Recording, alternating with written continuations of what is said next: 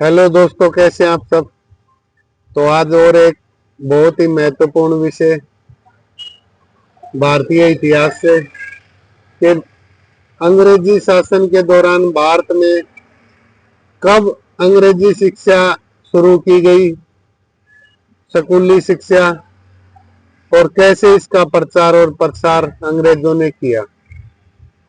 तो बात है सन 1775 की। 1775 में भारत में मौखिक शिक्षा का प्रचार ज्यादा था, गुरु शिष्य परंपरा थी।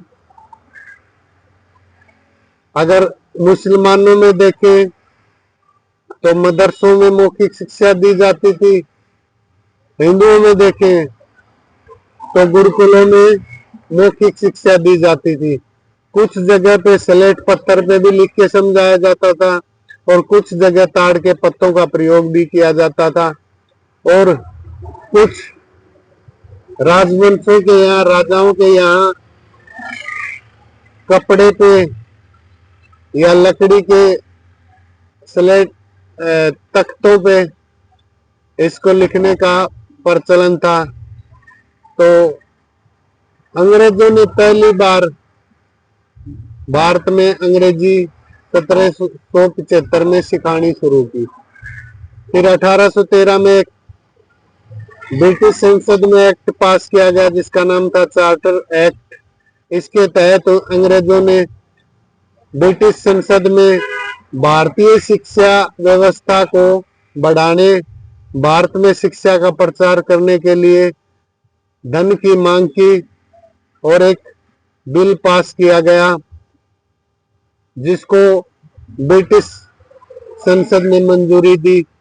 उसके बाद 1835 में मैकाले की शिक्षा नीति भारत में लागू की गई, जिसके दौरान शिक्षण संस्थानों और प्रशासनिक व्यवस्थाओं में अंग्रेजी भाषा को अनिवार्य कर दिया गया। इसके बाद 1854 में वुड्स डिस्पैच एक्ट, जिसके तहत भारत में प्राथमिक स्कूलों से लेकर महाविद्यालय खोलने की एक प्रस्ताव पारित किया गया, जो हर गांव कस्बे से लेकर महानगरों तक एक शिक्षा की एक रूपरेखा तैयार की गई। उस समय जो तीन बड़े महानगर थे, कोलकाता, मद्रास और बॉम्बे, तीनों में महाविद्यालय खोले गए और जो प्राइमरी स्कूल थे उनमें अंग्रेजी भाषा के साथ साथ स्थानीय भाषा पे जोर दिया गया, लोकल लैंग्वेज पे जोर दिया गया, क्योंकि भारत में उस समय अलग अलग स्थान पे अलग अलग भाषाएं बोलचाल में प्रचलित थी, बहुत सारी भाषाएं थी। तो अंग्रेजों ने इसके पीछे भी बहुत गहन अध्ययन किया और बहुत दूरगामी संभावनाएं भी इसके पीछे लगाई।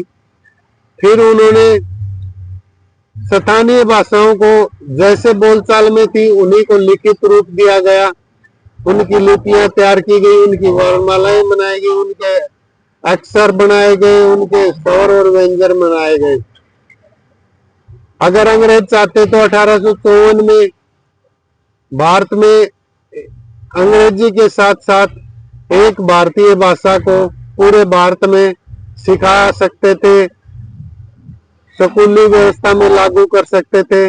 लेकिन ये एक भाषा का उनको मतलब कि भारत जो आज तक अलग अलग बटा हुआ है, तो ये भाषा की वजह से बटा हुआ है। अलग अलग रजवाड़े थे, अलग अलग राजा थे, तो सबकी अलग अलग लैंग्वेज थी, तो वो सब अपने अलग अलग बटे हुए थे। तो अंग्रेजों ने इसको एज इट इज रखा, क्योंकि अंग्रेजों को भी पता था कि अगर इनको एक भाषा सिखाएंगे तो ये कल को तुम्हारे से आजादी मांगनी शुरू कर देंगे। तो उन्होंने भी ये जो भाषाएं बोलचाल में प्रचलित थी, जितनी भी भाषाएं, उनको लिखित रूप दे दिया गया।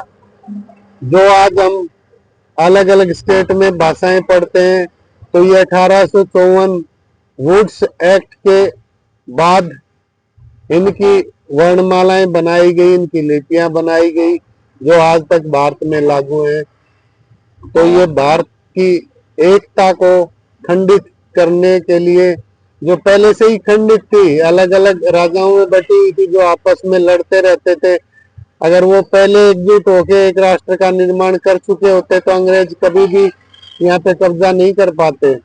लेकिन उनकी इसी कमजोरी को अंग्रेजों ने फायदा उठाया, और जब इसको भाषा को लिखित रूप दिया गया तब भी इसका विशेष तौर पे अंग्रेजों ने ध्यान रखा कि जैसी जितनी भाषाएं बोली जाती हैं उनको उतनी भाषाओं को लिखित रूप दे दिया जाए, ताकि भविष्य में भी ये एकजुट ना हो पाए और एक दूसरे की भाषा को पूर्ण रूप से ना समझ पाए, तो हमारे खिलाफ ये कोई आजादी का प्लान ना कर पाए। तो ये अंग्रेजों की अपनी सोच थी। तो अब बात करते हैं 1854 वुड्स एक्ट डिस्पैच का सबसे बड़ा भारतीयों को फायदा। तो इससे पहले क्या था, डाउनवर्ड फिल्ट्रेशन, सिर्फ उच्च वर्ग को शिक्षा प्राप्त करने का अधिकार था। इसके जरिए भारत में सभी जातियों, सभी वर्णों को शिक्षा का अधिकार दे दिया गया। स्कूलों के दरवाजे सबके लिए खोल दिए गए। कोई भी किसी भी जाति का, ऊंची जाति नीची जाति का हो, कोई भी शिक्षा प्राप्त कर सकता था। तो ये एक बहुत बड़ी पहल थी अंग्रेजों की, जो भारत में इन्होंने शुरू करी। तो धन्यवाद दोस्तों। कैसा लगा आज का मेरा ये वीडियो? वीडियो अच्छा लगा हो तो लाइक करना, शेयर करना, सब्सक्राइब करना। मिलते हैं किसी और वीडियो में। धन्यवाद।